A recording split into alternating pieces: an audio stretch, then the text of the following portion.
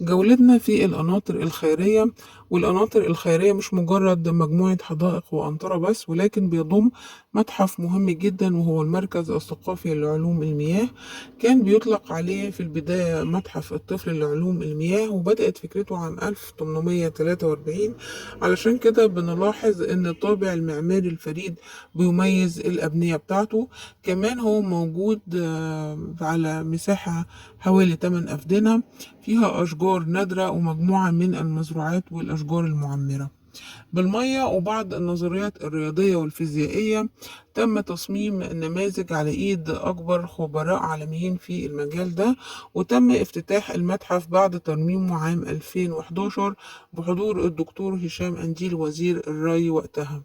والمتحف ده بيعد يعتبر أول متحف تعليمي في الشرق الأوسط، وبيهدف لتبسيط بعض النظريات الرياضية والفيزيائية الخاصة بالمية.